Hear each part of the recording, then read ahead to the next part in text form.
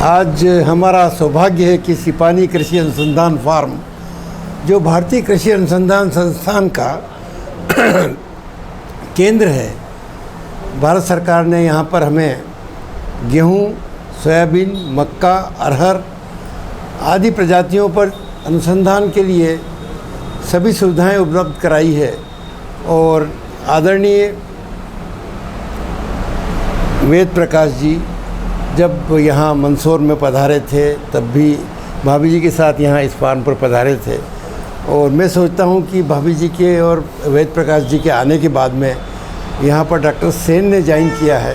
Doctor Sen Bharat सरकार की तरफ से यहाँ पर गेहूँ अनुसंधान केंद्र के रूप में काम कर रहे हैं। और मैं आदरणीय वेद प्रकाश जी को यही कहूँगा कि मध्य प्रदेश के योग पुरुष वेद प्रकाश जी, भाभी जी का सहयोग से मध्य प्रदेश में योग के लिए जो काम किया है वो हमेशा याद रखा जाएगा। ये यहाँ जितने भी मित्र बैठे हैं सभी को वेद प्रकाश जी शर्मा के साथ काम करने का अवसर प्रदान हुआ है। और यहाँ पर हमने 1 महीने का योग शिविर लगाया था, जिसमें करीब 50 जो ऐसे बीमार लोग थे, जो बीमारियों से ग्रस्त थे, नशे से ग्रस्त थे, उनको सुधार कर उनको कामकाज पर लगाने का जो जुम्मा है वो वेद प्रकाश जी को जाता है। मैं समझता हूँ कि आपके आने से हम अहोभाग्य हैं और हमारा जो मंदसौर ज़िला आपके इस कार्य के लिए हमेशा ऋणी रहेगा। सर, आज आपने एक बहुत महत्वपूर्ण जानकारी उत्कृष्ट विद्यालय में दी है कि मध्य प्रदेश सरकार अगले शिक्षण सत्र से योग को भी पाठ्यक्रम में शामिल करेगी। इस बारे में आप विस्तृत जानकारी दें। पहले योग की बात करेंगे, आपके प्रश्न का जवाब भी रखेंगे। जैसे कि हमसे अभी पूछा गया, माननीय प्रधानमंत्री जी ने अंतर्राष्ट्रीय योग दिवस पर युवाओं से जो संदेश दिया उसके संबंध में उनका एक वाक्य था कि योग जीवन जीने की कला है, it is a way of life. ये बहुत महत्वपूर्ण बात है। पूरे विश्व मंच पर उन्होंने इस बात को कहा कि योग व्यक्ति को समाज में कैसे रहना चाहिए, अपना जीवन यापन कैसे करना, यह सिखलाता है। और आज अंतर्राष्ट्रीय स्तर पर जो भी अशांति का माहौल है, जो भी युद्ध की विभिषिकाएँ चल रही हैं, उनका समाधान योग है। और हमारा ये अहोभाग्य है, सौभाग्य है कि योग विद्या का प्रादुर्भाव हमारे इस भारतीय साहित्य में, भारतीय वाङ्मय में हुआ। सबसे पहले योग का जो उल्लेख है वो ऋग्वेद में आता है, जो कि दुनिया की सबसे पुरानी पुस्तक है। इस प्रकार हमारी जो योग विद्या है वो हमारी सांस्कृतिक विरासत का एक अभिन्न अंग है। इस बात का हमें गौरव होना चाहिए, गर्व होना चाहिए। तो इसी क्रम को आगे बढ़ाते हुए माननीय मुख्यमंत्री महोदय ने इस प्रदेश में मध्य प्रदेश योग आयोग की संरचना की है, उसका गठन किया है। और योग आयोग का मिशन है, उसका उद्देश्य है कि बाल अवस्था से लेकर आजीवन व्यक्ति को योग में प्रशिक्षित करना और उसको योगमय बनाना, ताकि उसका जीवन सुखी और निरोगी बन सके। आप देखते हो कितनी बीमारियाँ हो रही, तरह तरह से लोग परेशान हैं। यदि योग करेंगे तो उनकी प्रतिरोधक क्षमता बढ़ेगी, रोग प्रतिरोधक क्षमता बढ़ेगी, और काफ़ी रोगों का उपचार का काम भी योग से होता है। तो इस प्रकार से योग एक हमारे जीवन के लिए एक संपूर्ण एक जीवन दर्शन है। और सबसे बड़ी बात इसकी विशेषता है कि ये इसको सभी जाति के, सभी वर्गों के, सभी समूह के, सभी उपासना पद्धति को मानने वाले लोग कर सकते हैं। इसमें किसी प्रकार का कोई विरोध नहीं है, क्योंकि जो इसमें योग के अंग बताए गए हैं, यम, नियम, आसन, प्राणायाम, प्रत्याहार, धारणा, ध्यान, समाधि, ये सब के लिए स्वीकार है। किसी प्रकार विरोध या निषेध नहीं है।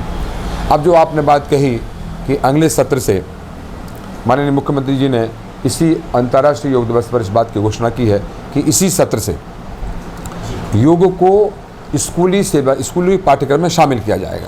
इसका अर्थ हुआ कि स्कूल में अब एक पीरियड के रूप में योग को पढ़ाया जाएगा। इसकी तैयारी चल रही है।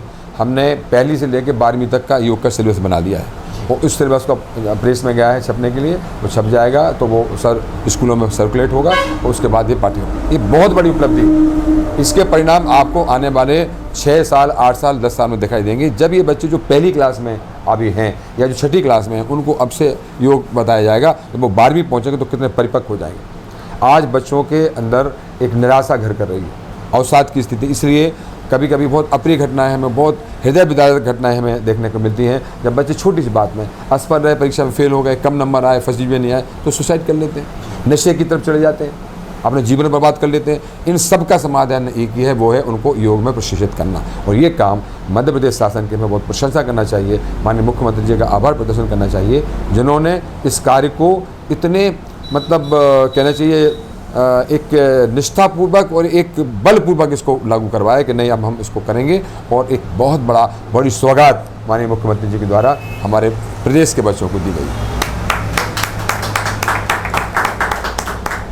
माननीय मुख्यमंत्री जी की सदिच्छा है, उनकी एक मंशा है कि हमारे प्रदेशवासी, हमारे नागरिक स्वस्थ रहें।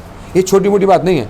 लोक कल्याणकारी जो राज्य होता है उसका एक मुख्य उद्देश्य होता है कि हम अपने नागरिकों की सुरक्षा भी करें और उनका भला भी चाहें। तो ये भले का काम है। सब उन्हें किसी ने कहा कि इन्हीं को सिखाइए, सबके लिए योग आयोग तो पूरे मध्य प्रदेश के लिए, सभी बच्चों के लिए भी, बड़ों के लिए भी। तो हम सब मिलकर, और मैं आपके साथ हूँ, योग की जो सेवा हो सकती है वो उसको करने का प्रयास कर रहा हूँ। जिलों का भ्रमण कर रहा हूँ वहाँ पर, क्योंकि इस हमारे योग में एक उद्देश्य है कि यहाँ के कर्मचारियों अधिकारियों को भी योग सिखाया जाए ताकि वह स्वस्थ रहकर उस जनता की सेवा कर सके। यदि व्यक्ति स्वस्थ रहेगा तो जनता की सेवा अच्छी प्रकार से करके अपनी सेवाओं को सर्वोत्तम तरीके से डिलीवर कर पाएगा। तो सर्विस डिलीवरी के लिए अधिकारी कर्मचारी को स्वस्थ रहना आवश्यक है। इसी क्रम में मैं जब जिले में जाता हूं तो कलेक्टर, एसपी और उनके अधिकारी कर्मचारियों की बैठक लेता हूं। अभी मैंने नीमच में बैठक ली, मंदसौर में बैठक ली, सभी अधिकारियों को सेंसिटाइज किया, भाई आपको स्वयं योग करना चाहिए ताकि आप स्वस्थ रहें। कम आयु में ब्लड प्रेशर और डायबिटीज़ की बीमारियाँ अधिकारी कर्मचारियों को हो रही हैं क्योंकि इन्हें बहुत तनाव में काम करना पड़ता है और तनाव मुक्ति के लिए योग से अच्छा कोई साधन नहीं है, इसलिए सबको योग करना चाहिए। जन सामान्य के लिए क्या इसमें आपके माध्यम से क्या प्रयास होंगे? ये तो सरकारी स्तर पर होगा जी। हमारा ये अभी एक योजना बनी है कि हम जिला स्तर पर जिला योग समिति का गठन करेंगे, फिर ब्लॉक स्तर पर, जनपद स्तर पर जनपद योग समिति का गठन करेंगे और ये जनपद योग समितियाँ हर गांव में जाकर योग समितियों का गठन करेंगी। और इसके एक बहुत महत्वाकांक्षी प्रोग्राम बना है और माननीय मुख्यमंत्री जी ने इस बारे में स्वीकृति दी है, अपनी सहमति दी है कि प्रत्येक जिले में मुख्यमंत्री योग प्रशिक्षण केंद्रों की स्थापना की जाएगी। एक बहुत बड़ा कार्यक्रम होगा और उसमें हम दो प्रकार से काम करेंगे। एक तो जो गांव-गांव में हमारे भाई रहते हैं उनको वहाँ तक योग नहीं पहुँचा है, उनको प्रशिक्षण का अभाव है, उनमें से हम एक दो लोगों को चयन करके बुलाएंगे और उनको निःशुल्क योग प्रशिक्षण देंगे ताकि वो अपने गाँव में जाके योग समिति के अंतर्गत और योग की सेवा कर सकें। महिलाओं के लिए हमारी समितियों में महिलाएं भी रहेंगी, योग प्रशिक्षिका भी रहेंगी, तो महिलाओं और पुरुष दोनों को योग प्रशिक्षण दिया जाएगा। जिस दिन हम गांव-गांव में, शहर में जो है योग प्रशिक्षण देने में सफल हो गए, उस दिन हम अपने प्रदेश को एक सुखी, समृद्ध, निरोगी प्रदेश बनाने में सफल हो पाएंगे। इसीलिए मध्य प्रदेश योग आयोग का मिशन भाग है घर घर योग, जन जन योग, सब करें योग, सब रहें योग। मैं आपको बताना चाहता हूँ कि 2014 में नवंबर में माननीय प्रधानमंत्री महोदय ने एक प्रस्ताव उन्होंने प्रस्तुत किया कि योग की उपयोगिता को देखते हुए इसको अंतर्राष्ट्रीय स्तर पर स्वीकृति प्रदान की जाना चाहिए और अंतर्राष्ट्रीय योग दिवस मनाया जाना चाहिए। उस प्रस्ताव को 177 देशों ने केवल सहमति प्रदान नहीं की, उसके सह प्रयोजक बने, सह प्रस्तावक बने। तो 177 देशों ने, जिनमें इस्लामिक कंट्रीज भी हैं, उन सब ने इस प्रस्ताव का अनुमोदन किया और सह प्रस्तावक बने। इसका अर्थ क्या होता है कि योग धर्म, संप्रदाय, मजहब से परे है, पृथक है, इसका किसी संबंध नहीं है। शरीर से, मन से, इंद्रियों से, आत्मा से संबंध है। हर धर्म वाले अपने शरीर को मानते हैं, मन को मानते हैं, इंद्रियों को मानते हैं। जो योग करेगा उसका कल्याण होगा, उसका शरीर निरोग होगा, वह जीवन सुखीपूर्वक बता पाएगा और समरसतापूर्वक। ये अब बताइए, मैं आपसे कहना चाहता हूँ कि ये योग के दो अंग हैं, यम और नियम। यम और नियम को महर्षि पतंजलि ने सार्वभौमिक महाव्रतम कहा है, क्योंकि इन जो मैं बताना आगे जा रहा हूँ, यम जो है अहिंसा, सत्य, अस्तेय, ब्रह्मचर्य, अपरिग्रह, इसको अपने भगवान बुद्ध ने भी इसको अपने अष्ट मार्ग में शामिल किया और अहिंसा परमो धर्म जैन धर्म इसको स्वीकार करता है। तो हर धर्म में इन नियमों को मान्यता प्रदान की गई है, स्वीकार्यता प्रदान की गई है। इसलिए ऐसे नियम है, शौच संतोष तप स्वाध्याय परिधान। ये किसी धर्म मजहब से संबंधित नहीं है। जो व्यक्ति करेगा उसकी आत्मोन्नति होगी, शारीरिक उन्नति होगी, शारीरिक रूप से, मानसिक रूप से, बौद्धिक रूप से वह स्वस्थ और निरोग होगा और सफल नागरिक बनेगा, देश का और अपना और पूरे विश्व का कल्याण करेगा। हमारा अगला जो कार्यक्रम बन रहा है, प्रयास हो रहा है, वो योग आयोग में ऐसी सब संस्थाएं और जो इनके जो योग प्रशिक्षक हैं उनका हम पंजीकरण करेंगे, ताकि एक एकरूपता भी बन जाए और जो जो कर रहे हैं हमको पता भी रहे कि भाई कौन किस प्रकार से कर रहा है। सभी लोग अपने अपने स्तर पर अपने अपने पद्धतियों से योग का प्रशिक्षण प्रदान कर रहे हैं, ठीक है। उसको सबको योग आयोग का कार्य सबके बीच में समन्वय उत्पन्न पैदा करना है, सबको समझ में सबका हम सहयोग लेंगे, क्योंकि एक संस्था का काम नहीं, हमारा काम है पूरे प्रदेश के जितने भी योग के क्षेत्र में सेवा कर रहे हैं उन सबका सहयोग लेकर पूरे प्रदेश में योग की पताका को ऊपर फैलाएं और उसमें जन जन तक को योग पहुँचाएँ। इसलिए मैं सभी संस्थाओं का आह्वान करता हूँ कि वो सहयोग करें और सब मिलकर हम योग की सेवा करें। अगर योग की इस समय क्या उपयोगिता है, इस बात को अगर हम देखें तो वर्तमान समय में आजकल बच्चों के पास MNC में काम कर रहे हैं, पैसों की कमी नहीं है, अनाप शनाप पैसा अर्न कर रहे हैं, छोटी सी उम्र में बहुत सारे पैसे उनके पास आ रहे हैं और आए ये होड़ ऐसी लग रही है। और इस जब बहुत सारा पैसा आ जाता है तो विकृतियाँ भी आ जाती हैं उनके पास, तो नशे की तरफ भी भागते हैं, उनको शांति चाहिए होती है। चारों तरफ अगर समाज में देखिए तो एक नैराश्य की प्रवृत्ति चारों तरफ, एक सब संसाधन जितने बढ़ते जा रहे हैं, दूसरे की महंगी चीज़ देखकर वो भी मेरे पास होने चाहिए, बच्चों में एक प्रतियोगिता जैसी होती जा रही है। जो फ्रेंड्स के पास एक आईफोन है तो ये मेरे पास भी होना चाहिए। और उस भाग दौड़ में मुझे लगता है कि योग की उपादेयता इस समय बहुत ज़्यादा है। महर्षि पतंजलि कहते हैं, सबसे पहला उनका सूत्र है अथ योग अनुशासनम। ये जो पुस्तक है योग दर्शन, ये हमारे अनुशासन से ही प्रारंभ होता है, मतलब योग से अनुशासन ही आता है। फिर दूसरी जो बात कहते हैं उनके दूसरे उसमें कहते हैं कि योगश चित्तवृत्ति निरोधा, योग से हमारी जो चंचल प्रवृत्ति है, चित्त जो इधर उधर भटक रहा है, वो साम्य अवस्था में आ जाता है। तो मुझे लगता है ये आज के वर्तमान युग में, जब ये आपाधापी का युग है, हर आदमी टेंशन में रह रहा है, तनाव में, चाहे सरकारी नौकरी है तो इसका प्रमोशन कैसे हो गया, लैग पुलिंग, हर तरीके से करप्शन जो कर रहा है, तो मेरा ऐसा क्यों नहीं हुआ, ये इससे ज़्यादा वो कमा रहा है, मतलब हर जगह प्रतियोगिता, इसका मकान मेरे मकान से बड़ा कैसे, हर जगह ये जो प्रतियोगिता चल रही है, इससे व्यक्ति के अंदर तनाव, डिप्रेशन में लोग आ रहे हैं। इससे शारीरिक व्याधियाँ जो होती हैं उसका इलाज तो संभव है, बुखार आया तो आपने कोई दवा खा ली, ठीक हो गया। और चित्त जो विक्षिप्त हो रहा है,